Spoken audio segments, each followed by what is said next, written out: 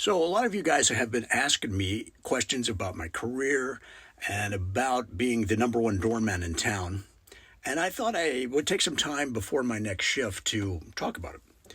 So, listen, when you've been in the door game as long as I have, you develop what I like to call a sixth sense of service.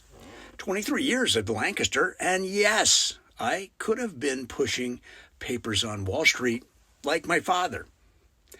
I had the job lined up and everything at Morgan Stanley on the derivatives desk.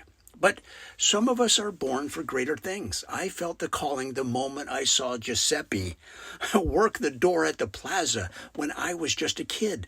The way he'd pivot, the subtle nod, the perfectly timed umbrella deployment. I thought it was pure poetry. You think this is just about opening doors? Come on. That's like saying Picasso just painted pictures. I've revolutionized the entire doorman paradigm. Those assessment scores don't lie. Number one in the city for 8 consecutive years. The secret? I'm always 3 steps ahead. I can spot a guest's mood from half a block away. Happy anniversary? Birthday? Just closed a big deal? I adjust my greeting accordingly.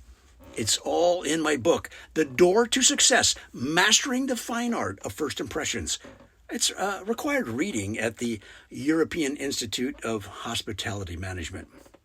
Now, back when I was starting out as a young lad, I'd spend my days off studying the greats, Raymond at the Pierre, Old School Elegance, Marcel at the Carlyle, Theatrical Flair. I took notes, hundreds of pages. I created a synthesis of styles, but I knew the profession needed updating for the modern era. Take the uniform. That dated red jacket needed a refresh. I worked with Savile Row tailors to design something timeless, yet contemporary, double-vented, higher armholes for improved mobility, special waterproof wool. Now every luxury hotel in Manhattan wants my design. See, you have to understand the psychology of the entrance. Those first 3 seconds. They set the tone for the entire stay. I've developed what I call the golden triangle of welcome, the precise positioning between door, guest, and luggage that creates the perfect flow. I've given TED Talks about this. The angles, the timing, it's all mathematical precision mixed with artistic intuition.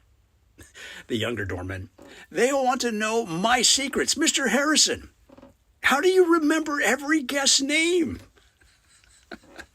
Listen, son, memory palace technique modified for the hospitality industry. I can recall the names and preferences of over 3,000 regular guests. I'm Mr. Peterson, third window booth at breakfast. Financial Times Earl Grey with honey. Oh, Mrs. Whitman, allergic to lilies, loves our lobby's jasmine arrangement, always arrives on Thursdays. But it's not just about the technical aspects. You need showmanship. When it rains, my umbrella work is basically performance art. I've studied Tai Chi to perfect my movements. That way, I swing that door, it creates a perfect draft-free arc. Did you know I once held the door for 3 hours straight during a charity gala? Not a single guest waited more than 1.2 seconds. That's the optimal door waiting threshold, according to my research. Now, I've turned down offers from Dubai, Singapore, London, places that would triple my salary. But the Lancaster is my canvas. Every morning, I polish my brass buttons to exactly 42% reflectivity. Tested it. That's the ideal shine for creating trust. The gloves? Italian leather, specially treated. The posture? Military precision, with a hint of approachability. Now, some say I take it too seriously. Okay, but that's what separates the good from the great. When you're operating at my level, every detail matters. The slight incline of the head, the microsecond timing of the smile, the precise angle of the arm as you gesture toward the lobby. I've trained Olympic athletes who didn't have my dedication to perfection. Now, if you'll excuse me, I believe I see Mrs. Astor approaching, and her Bentley requires my signature north by northwest door swing with the enhanced welcome pivot.